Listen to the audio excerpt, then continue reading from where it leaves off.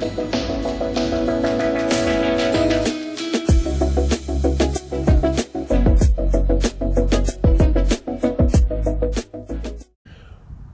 good evening.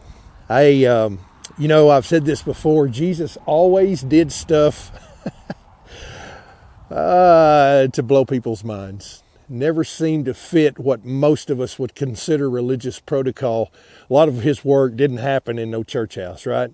And so goes the story of two brothers fishing one day, and Jesus hits them up just out of the blue. Let me read this to you. The scripture speaks better than I do about this. In Matthew chapter 4 and verse 18, as he was walking along the Sea of Galilee, he saw two brothers, Simon, who they also call Peter, and his brother Andrew. And you know what he said?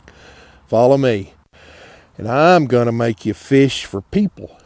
So immediately, underline that word, they left their nets and followed him. It's interesting about Jesus.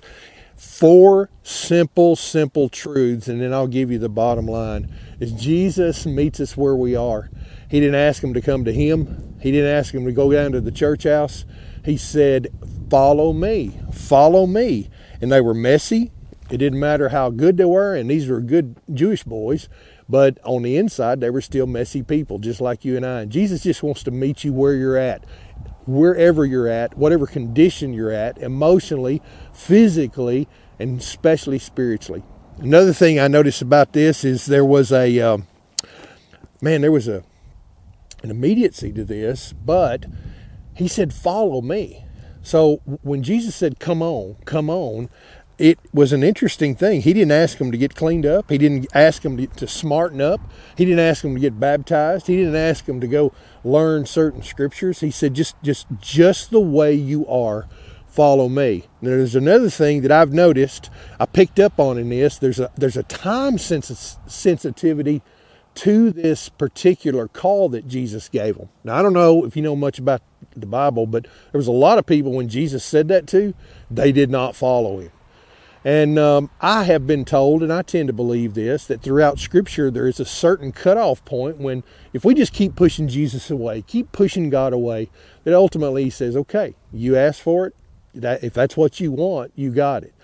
I'm just simply saying to you today, it is best when God calls you, when you sense that you need to make a spiritual move, do it. Follow him right where you're at. And there's a fourth thing that really pops out.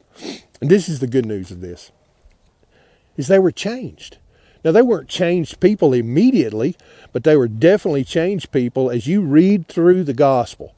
Even in the book of Matthew, you're going to find that Andrew and you're going to find that Peter are completely ferocious at the end of Jesus' ministry on earth. What I'm saying to you is don't wait to follow Jesus when you get ready. Follow Jesus now because he can eventually change you. It's like putting on a new set of glasses, man. He'll change the way you look, change the way you look at stuff. And eventually you're going to find that once our mind begins to change and our heart begins to change, that some of those old hurts, habits, and hang-ups that are right here in our lifestyle, they begin to change as well. So what's the bottom line? The bottom line is this.